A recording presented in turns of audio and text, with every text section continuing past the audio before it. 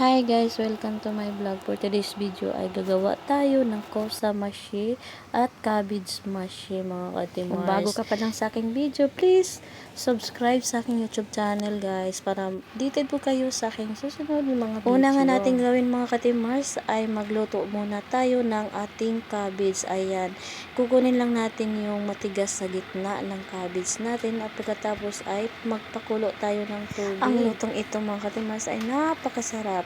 Ito din po ay kaya lang mga katimars medyo matagal-tagal itong gawin ang reseping ito. Ayan, pinakuluan na natin ang ating cabbage. Pakuluan lang natin ito mga katimars ng kahit 15 minutes, ganyan lang kadali. At pagkatapos nyan, lagyan din natin ito ng konting asin. At pagkatapos nyan mga katimars ay magluto tayo ng karne para ibalot natin dito sa ating cabbage. Ayan, pakuluan muna natin yan ng 15 minutes. Ayan, pagkatapos nyan mga katimars ay magluto na tayo ng ating karne. Sa karne mga katimars, pwede tayong gumagamit ng kahit anong karne. Gilingin lang natin yan. At pwede naman po ay bibili kayo ng ground beef na kaagad mga katimars para hindi na kayo magiling-giling dyan.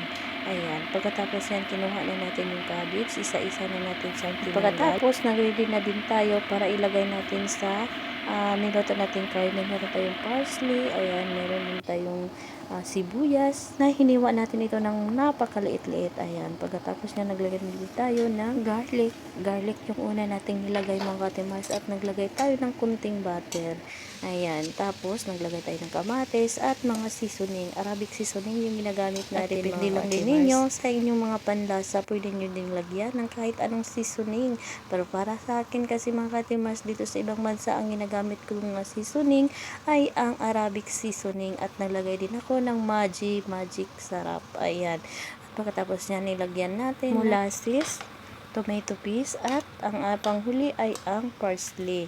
Hiniwa natin ng maliit-liit na yung parsley din mga katimars. Ayan, at pagkatapos niyan ay ganyan na atin ang ilagay yung karne dito sa ating cabbage. Balutin na natin mga katimars. Ganyan lang siya kadali at dahil may natirang karne, pwede tayong gumamit ng kahit anong gulay na pwede nating ibalot sa ating karne at lulutuin pa ito ulit mga katimars ng 3 oras. At dahil may natirang karne mga katimars, naglagay tayo ng kosa. Ayan, ganyan lang siya mga katimars. Ilagay lang siya ulit sa kaldero pagkatapos balutin at maglagay tayo ng sauce. Yung sauce nang nilagay natin, naglagay tayo ng Arabic seasoning, naglagay din tayo tomato paste. Tapos mga katimars, ilagyan na natin ng olive oil at saka ihalo-halo lang natin mga katimars. Naglagay din tayo ng oyster sauce. Ayan, ihalo-halo lang natin muna bago natin ilagay sa ating mashi at takpan natin yan mga katimars at lulutuin natin ito ng 3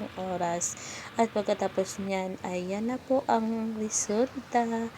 Ayan, i-transfer lang natin sa magandang lalagyan para mag-serve. Thank you for watching everyone. Have a great time. See you for my next video guys. Bye bye.